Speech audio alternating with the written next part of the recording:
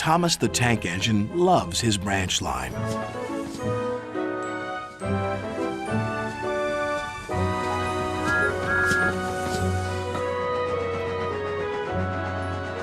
One day, when he stopped at a small station, some children looked sad. That was the longest pause between lines I've heard so far. I almost thought something was cut out, or Baldwin forgot his lines. And hey, look, it's Callan's station. I like some of the angles we're given here. As for the children, they were upset because their favorite playground was shut down, and Thomas was their designated investigator. Thomas hoped things weren't quite as bad as the children had made them out to be. But as he passed their playground, a large sign read, "Playground closed until further notice."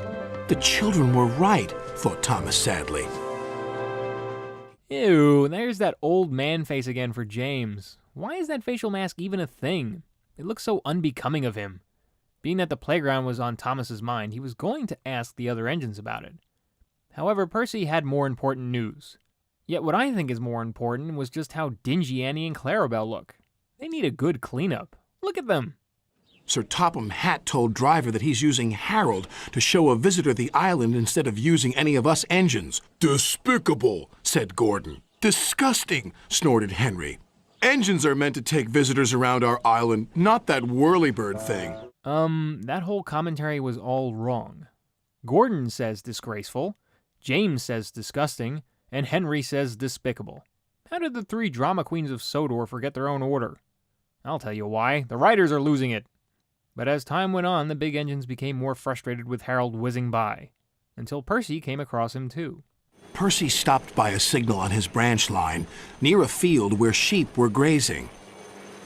Harold hovered for a while, then buzzed away. "I know what he's doing. He's counting sheep." And Percy puffed along his line, feeling much better about things. But even with that considered, none of the other engines were buying into the idea.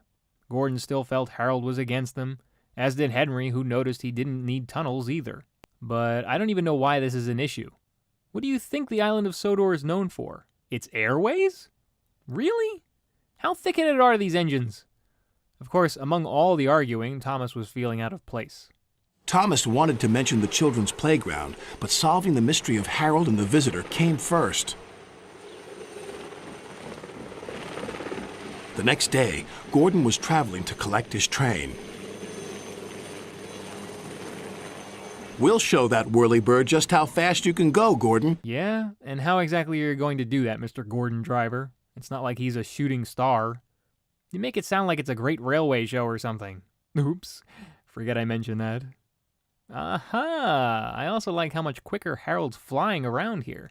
In past stories, he's always hovered or done really small aerial maneuvers. But here, he's going by like an attack chopper. Wow. Of course, all the racing Gordon was doing ended up leading him to trouble. But it was too late.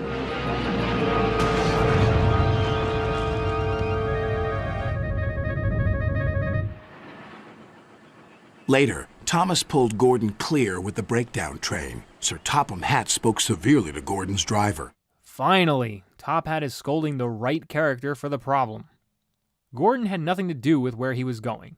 Why? Because it was his driver who was the one with the idea. It was his driver who was speeding. It was his driver who controls Gordon. Because these engines cannot move themselves. That's how it should have been. That's how it should be. And as the dust settled, Thomas got his chance to ask whether or not Harold was taking over. Of which Top Hat told him the visitor was looking for a good place to make a new playground for the children. Harold was just giving them a better view. "And what's more," said the visitor, "that tunnel sand will be perfect for the playground. Sand we found by accident, you might say." Sir Topham Hatt still uses Harold to fly above the island. But all the engines know that Harold isn't spying on them. He is just being very useful. Of course he is. Although Harold occasionally comes across insensitive, he never had malicious intentions. I do like the story that was told here. It's a good lesson on how significant it is to have all the facts to something before any accusations are made. Considering the fact that Harold has been around for this long as well, I don't see why all of a sudden now Harold would want to take over the island. Mind you, Percy was also the first engine to speak to Harold, and he was also the one who started this whole commotion. That's about it for writing. Music was okay. The first bit has Thomas's theme, then later is Gordon's theme as he races Harold. Nothing really new there. The visuals were adequate too, but again, nothing that hasn't been shown before. The hayfields return, along with Callan Station, the windmill, and Tidmouth Sheds. I do have to say though, this episode also had a bunch of wonky eyes. How did we get back to seasons 1 and 2 quality? Hopefully this was just a hiccup. Next episode is Oliver's Find. Thanks for watching.